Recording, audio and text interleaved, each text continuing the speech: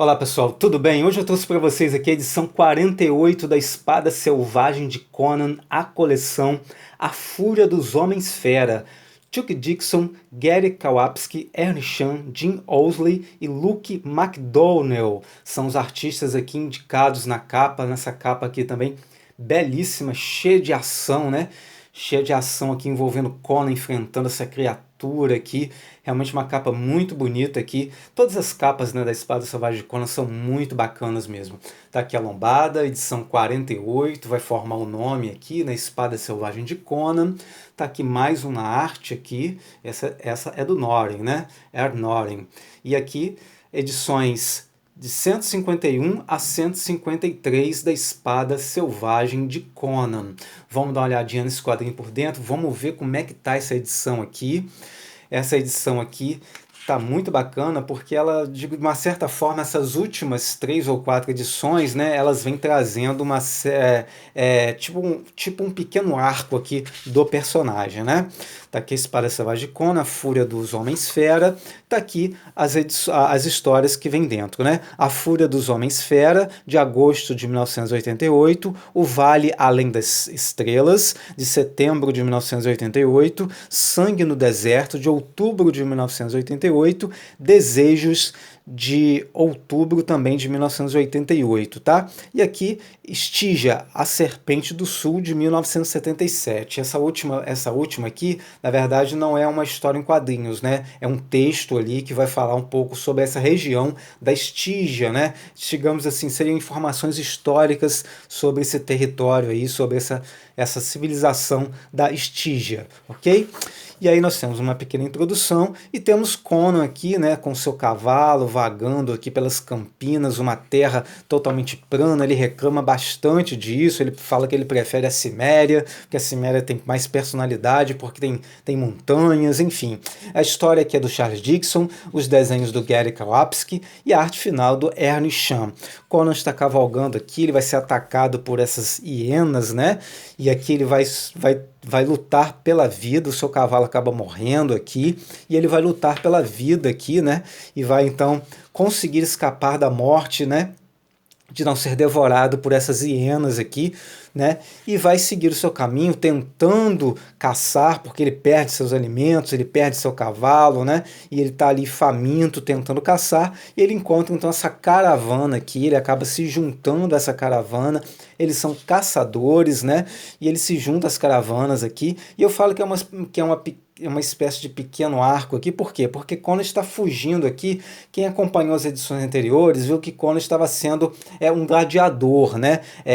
Ele inclusive ele foi um gladiador famoso, né? Onde as pessoas adoravam ele ali, né? Ele acaba matando inclusive o líder daquela cidade onde tinha a arena ali, e a esposa desse líder, desse comandante, desse imperador. Ele acaba se apaixonando por ele, então faz dele o general, né, do exército dela, enfim. E ele acaba então sendo ali o gladiador, mas ele acaba se desentendendo com essa mulher aí, há um problema sério ali, né, ele acaba, né, tendo uma confusão, um problema que se vocês quiserem saber, vocês vejam as edições anteriores, e ele então está aqui fugido, né, ele está fugindo ali, e ele encontra essa caravana é atacada por essa fera gigantesca, esse tigre dentes de sabre aqui. Ele acaba salvando as pessoas ali, e ele é acolhido nessa caravana ali, né? E eles reconhecem Conan ali como sendo esse gladiador, né?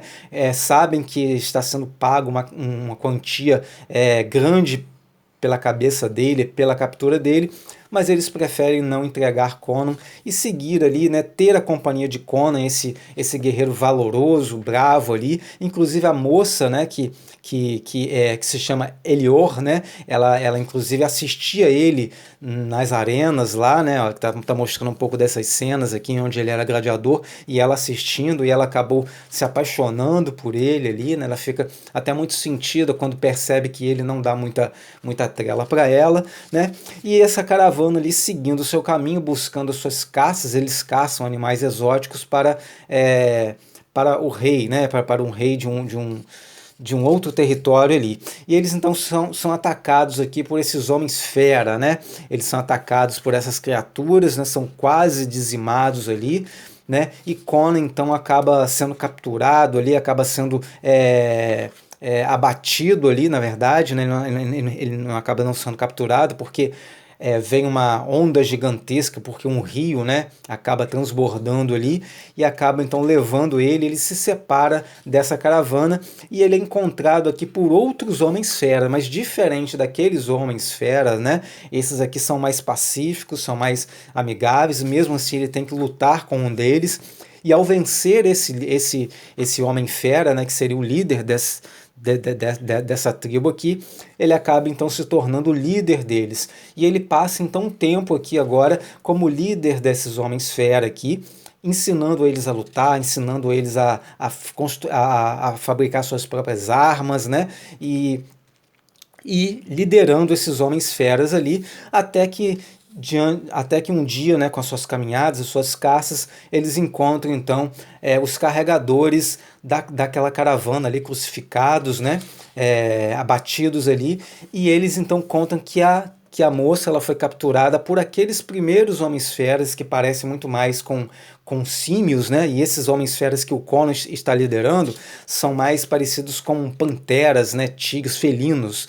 E aí Conan então parte junto com seus homens feras felinos ao ataque desses homens feras símios, né? Que estariam realmente ali aprisionando, né, essa moça ali. Então ele junto com seu novo exército de homens feras, possamos dizer, felinos, né, ele ataca a fortaleza, né, desses outros homens feras que parecem muito mais com macacos, né, e ele então atacando essa fortaleza, ele percebe que a moça, que o pai e o irmão dessa moça estão mortos já, né, ele mata o líder desses homens feras, né, que parecem mais com macacos, e acaba então encontrando a moça, né, a Elior, né, e acaba salvando essa moça ali, destruindo toda a cidade desses homens macacos, né, homens feras que parecem com macacos ali, né, semelhantes a macacos, e ele acaba destruindo toda a aldeia deles, acaba destruindo toda a cidade deles ali, e exterminando, né, essas criaturas ali.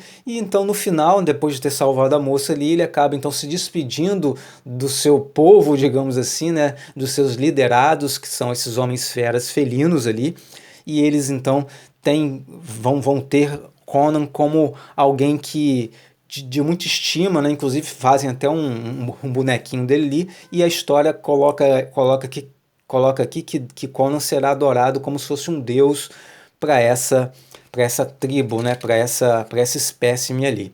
Começamos a nossa outra história aqui, né, onde nós vemos Conan apostando aqui, né, ele está apostando, mas ele acaba perdendo as apostas. A história é O Vale Além das Estrelas, a história é do Charles Dixon, os desenhos são do Gary Kawapski e a arte final é do Ernie Chan.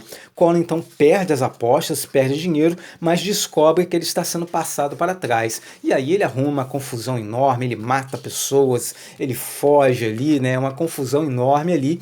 E nessa fuga aí, né, a gente vê que paralelamente está acontecendo aqui que uma rainha, né, ela está em Luxor, que é a capital da Estígia, ela é a rainha, o seu marido está meio adoentado, inválido ali, e ela que está comandando tudo. E ela tem um sacerdote e ela quer, né, ali fazer um ritual, né, invocar criaturas místicas, seres místicos, né, e então elas começam então a preparar esse ritual com o seu sacerdote. Enquanto isso, em várias partes dessa terra iboriana, feiticeiros, bruxos, videntes, eles acabam tendo visões horrendas de um futuro próximo que estaria próximo a acontecer, né?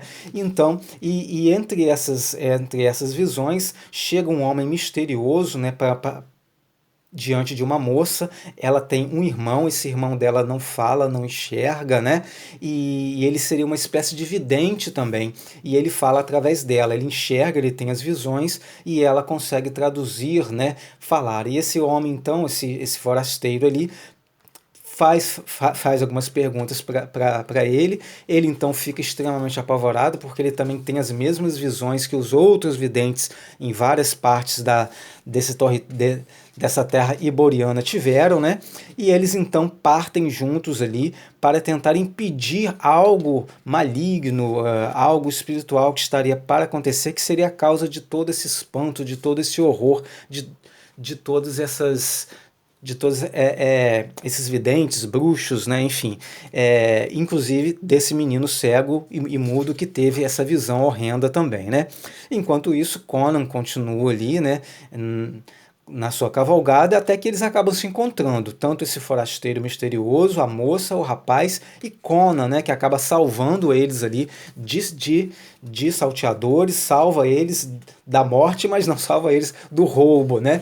Ele fala, eu não salvei você, eu salvei vocês de morrer, mas não salvei vocês de serem roubados. Passem tudo para cá. Só que aí se revela pra gente aqui que aquele forasteiro, aquele homem misterioso, é na verdade Vitélios, né? Vitélios, que seria um sacerdote de Mitra, que nós já tivemos uma aventura aqui em algumas edições anteriores, né?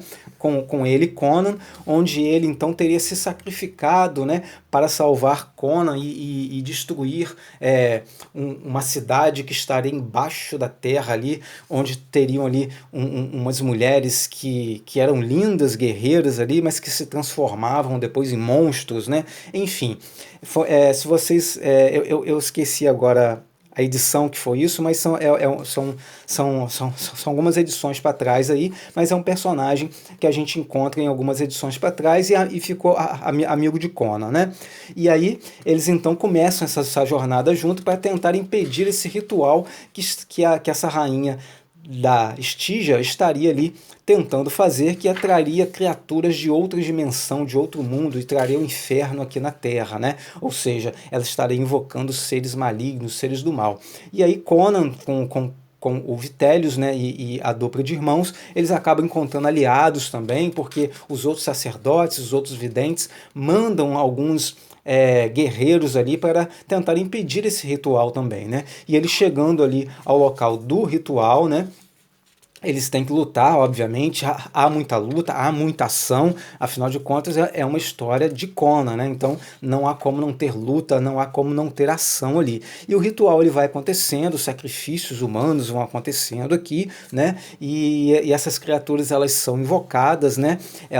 Esse portal ele vai ser aberto ali, né? E a única chance de fechar esse portal seria Conan derramar água sobre o altar em chamas, seria uma água, uma espécie de água benta, uma água mística ali, teria sido abençoada pelos sacerdotes de Mitra, e essa água então não só apagaria o fogo, mas como também impediria, fecharia esse portal. Tá aqui o portal sendo aberto, um mundo acaba se misturando com o nosso aqui, né? E criaturas horrendas, hediondas, começam então a invadir o nosso planeta aqui, né? Lá na era iboriana, só criaturas gigantescas, inclusive essa criatura aqui seria a criatura que está aqui na capa da edição, né, da edição 48 da Espada Selvagem de Conan.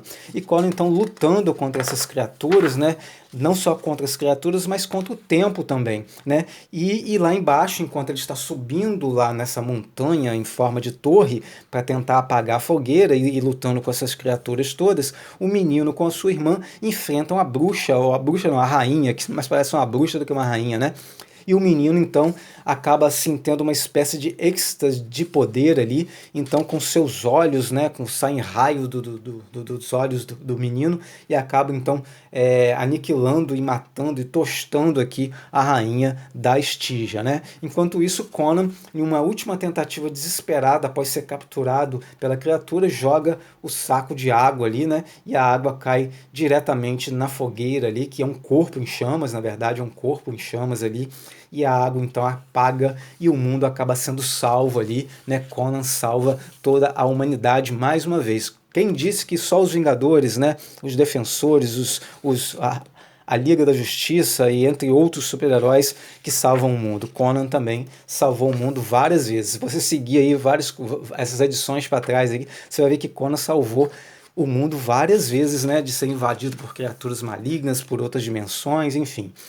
E aqui nós temos a nossa próxima história, onde nós vemos alguns rebeldes aqui, eles vão ser abordados por Conan. Sangue no Deserto. Nós temos histórias aqui do Charles Dixon, história e roteiro, e a arte aqui é do Gary Kawapski. Olha que interessante, gente. Vocês vão ver uma arte aqui que é do Gary Kawapski, né? Todas essas artes anteriores aqui, dessas duas histórias, também são do Gary Kawapski. A diferença é que aqui está finalizado pelo Ernie Chan. E o Ernie Chan, ele sempre pega, né, e coloca o traço dele em cima do desenho do artista, ou seja, ele transforma, na verdade, ele redesenha tudo, né? Ele pega a ideia do artista aqui, né? A posição do rosto de Conan, tudo, mas ele redesenha, né? Então você vê que o traço fica muito característico do Ernie Chan. Mas aqui o Gary Kawapski, ele não só fez a arte, como ele finalizou também. Então você vê que o traço do Gary Kawapski é esse aqui, ó, puro e limpo. Olha que diferença, né, com arte finalizado do Ernie Chan. Né? O rosto de Conan muda, o corpo dele muda, olha só, fica bem diferente. Olha o rosto de Conan aqui. Então realmente você vê como que o arte finalista ele influi, ele acaba influenciando e muitas vezes descaracterizando a arte do desenhista, né? E aí nós vamos ver Conan aqui, ele é um caçador de recompensas, ele mata esses rebeldes, né, em prol do rei, mas não porque ele é fiel a esse rei, mas porque ele quer ouro, ele quer recompensa, porque cada rebelde morto vale uma moeda de ouro, né? E ele então vai até a cidade para receber essas moedas de ouro, ele vê muita injustiça, ele vê muita coisa ruim acontecendo ali, né? Ele vê muita crueldade acontecendo, ele vê pessoas sendo escravizadas ali, e ele fica então revoltado, porque Conan, apesar de ser um bárbaro, muitas vezes agir como mercenário ali, mas ele tem um senso de justiça dentro dele, né? E aí ele então entende, né? E ele então acaba virando ali o jogo, a casaca ali, digamos assim, né? Ele passa então a apoiar os rebeldes, né? E ele propõe então uma aliança dos rebeldes com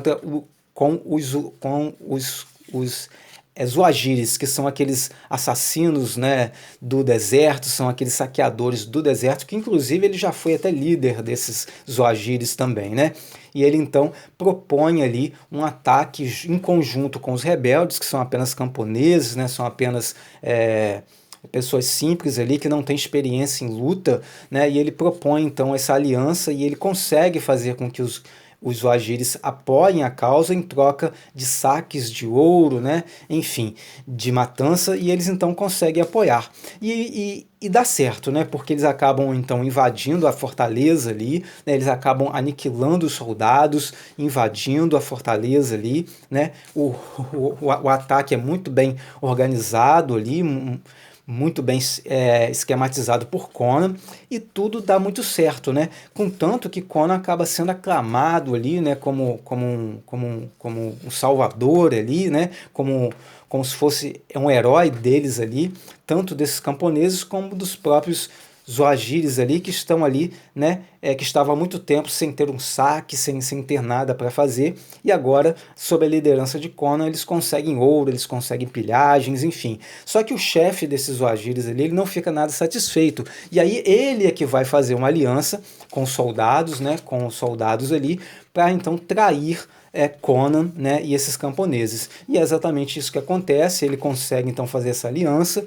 os Wajiris acabam desertando de Conan, né, e acabam emboscando Conan com os camponeses ali, que acabam ficando em situação muito difícil, muito complicada ali, e são dizimados, né, e no final aqui Conan descobre que ele foi traído, né, e certamente nós vamos ter em algum momento a continuação disso em algum momento aí, porque Conan jura vingança a esse líder Zoagiri que se chama Kali, né? Então ele jura vingança, que ele vai se vingar por essa traição.